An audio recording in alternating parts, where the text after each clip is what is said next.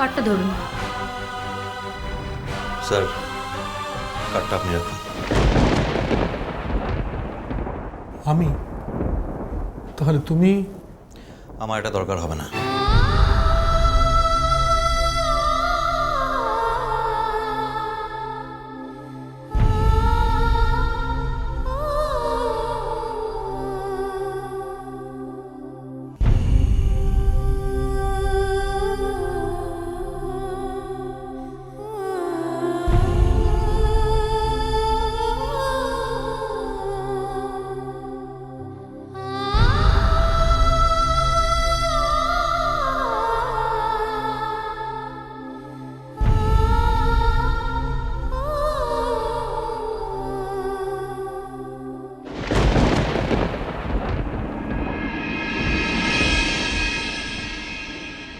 আমি তোমার বিরহে রহিব বিলীন, তোমাতে করিব বাস।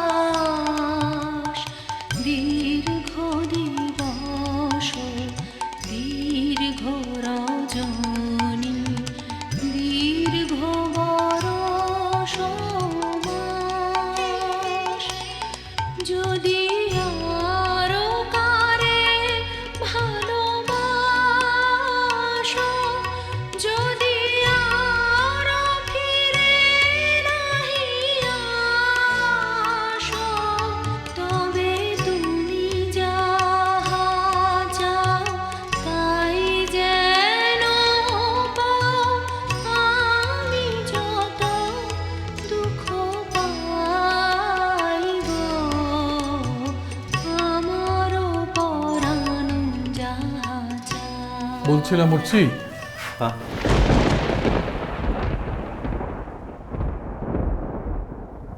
তোমাদের দুজনের মধ্যে কি হয়েছে আমি ঠিক জানি না, কিন্তু ও হঠাৎ একদিন কলেজে এসে আমাকে বললো একটা হস্টেলে অ্যাকোমোডেশন চাই।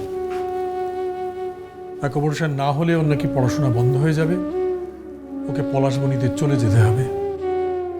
আমি কলেজের যেসব রুলস আছে সেগুলো কিছু মডিফাই করে, কিছু অল্টার করে ওর একটা অ্যাকোমোডেশনের অ্যারেঞ্জমেন্ট করে দিই কলেজ হস্টেলে।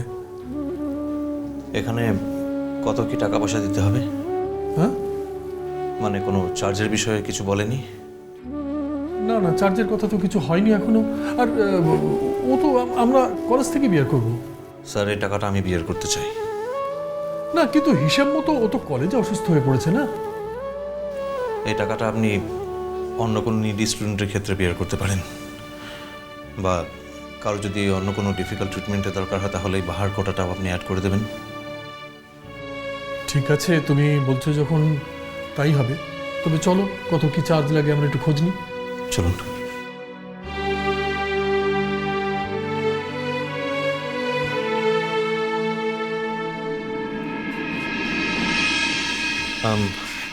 এখন কত টাকা জমা রাখতে হবে? 1 মিনিট, 1 সেকেন্ড স্যার। আপনাকে এখন 1005 মতো জমা রাখতে হবে, পরে ছাড়ার সময় বাকিটা অ্যাডজাস্টমেন্ট করে দেবো। ওকে।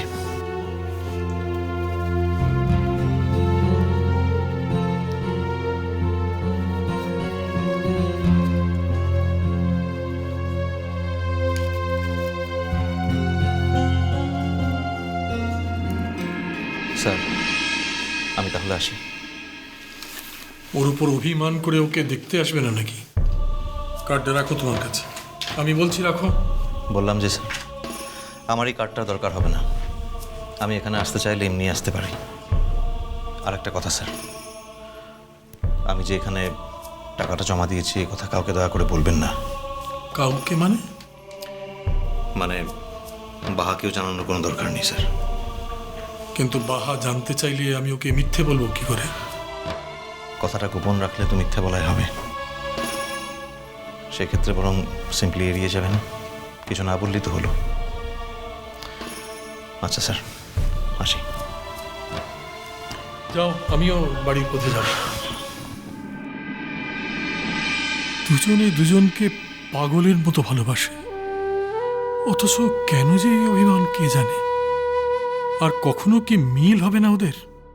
আমি কি কিছু করতে পারি এক্ষেত্রে?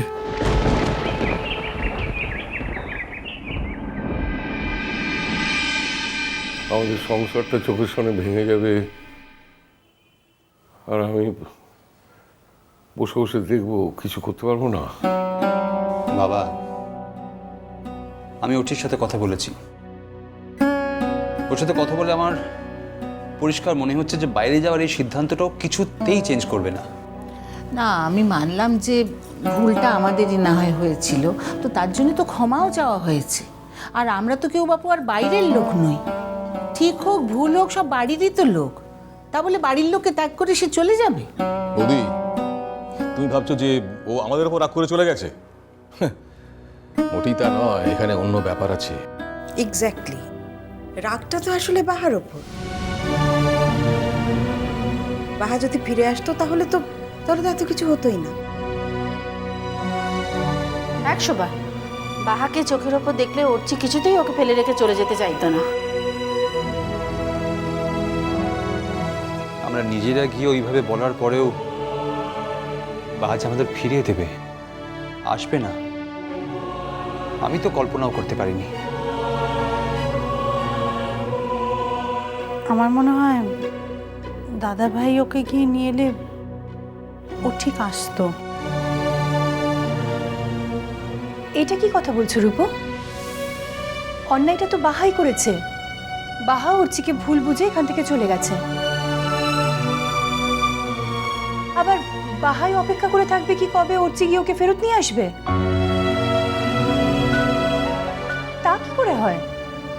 অন্যায়টা যদি বাহা না করতো তাহলে অর্চি নিশ্চয়ই গিয়ে তাকে ফিরিয়ে আনতো। অবলু, চলো না আমরা দুজনে একবার ঠিক বাহার ওখানে যাই। আমরা?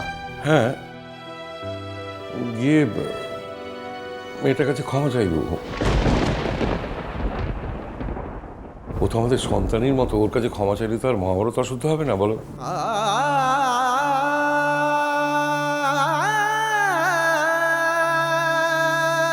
ও যদি ফিরে আসে আর তাতে যদি হচ্ছে যাওয়াটা বন্ধ হয়, মানে সংসারটা যাতে অক্ষত থাকে আর কি। হ্যাঁ, তা যেতেই পারি। কবে যেতে চাও বলো, যাবো। না বাবা, না, তুমি যেও না। মানে আমারও একই কথা জেঠুমণি। দেখো, ও আমাদের ফিরিয়ে দিয়েছে, আমাদের খারাপ লেগেছে ঠিকই, কিন্তু মেনে নিয়েছি। কিন্তু ও যদি তোমাদের সঙ্গেও একই ঘটনা ঘটায় তাহলে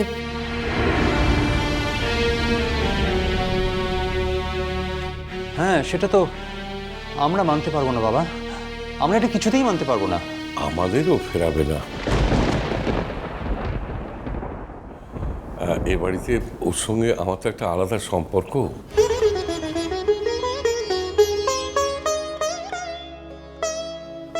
একবারটি গিয়ে যদি সামনে দাঁড়াই, যত অভিমানী হোক, ও ঠিক ফিরে আসবে।